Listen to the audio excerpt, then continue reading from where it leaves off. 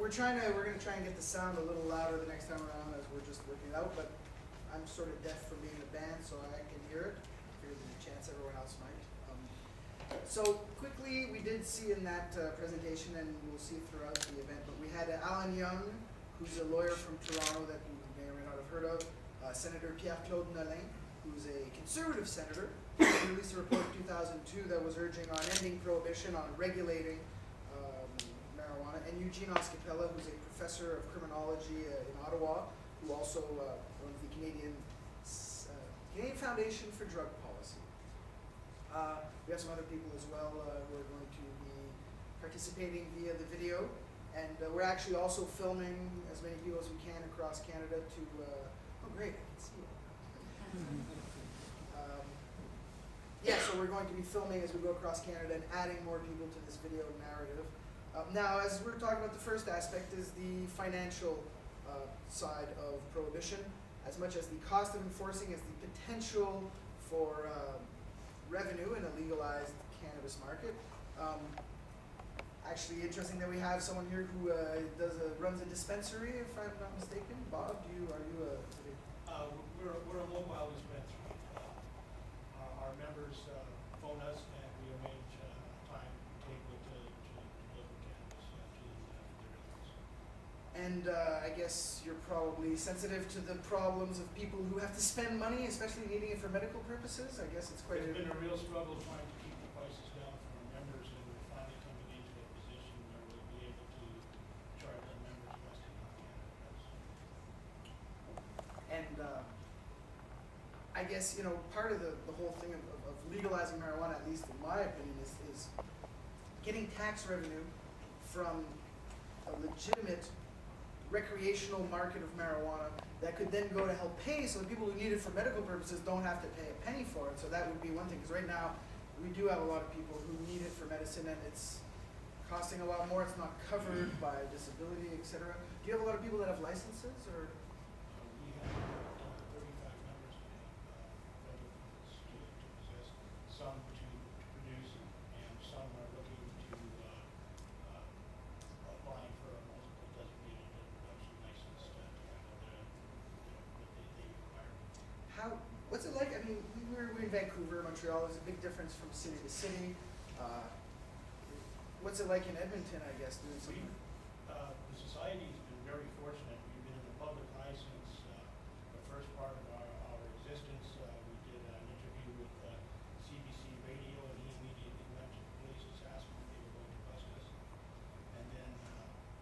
You're still here, so... and then I was interviewed by Dave Rutherford on 630 Check Nationwide, and it was a very good interview because I got my point across that we're out to improve the quality of life for people so that they don't commit suicide, like the young lad in Ontario that did that exact same thing with his mother's assistance that day.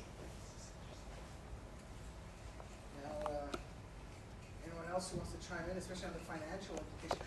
Now, I will mention there is some debate. I'd say when it comes to money spent on prohibition, there seems to be a pretty wide consensus that it's costing a whole hell of a lot of money and not being effective in any way. Where I did find there was some dissension or debate, or at least not everyone's in agreement, is when it comes to revenue from a potential legal market.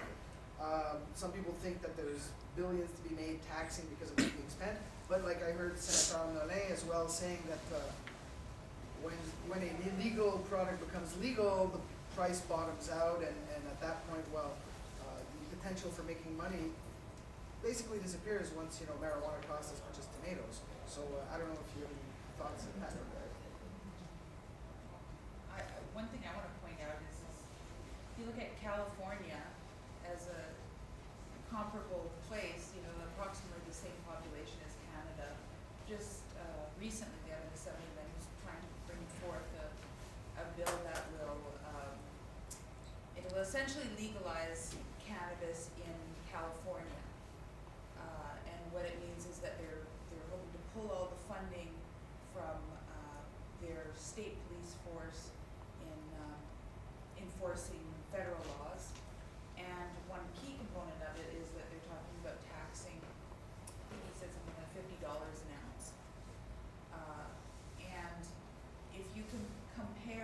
how much revenue you're gonna bring in compared to the amount of money they spend on law enforcement, it's not even comparable.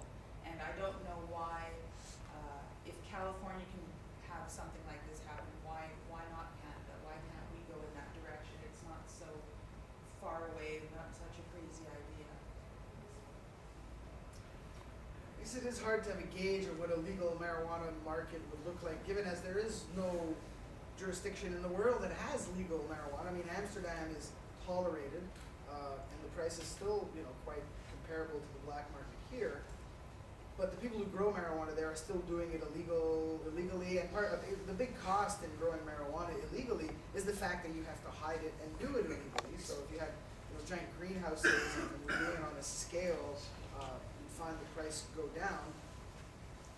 And if the government were to tax it too much, then organized crime or any other group would basically undercut. We saw that with tobacco taxes out east for a while, when there was a big gap between Canadian prices and American prices, where there was the smuggling ring, and so I guess the whole point is there's going to be a very, very volatile time afterwards in which the price will fluctuate and eventually hit a point where basically it will be taxed as high as it can without making it alluring for people to do it in a black market and to undercut. Now, what is that? I mean, I like to think that there is good tax revenue to be had from marijuana. There will have to be. There's regulations.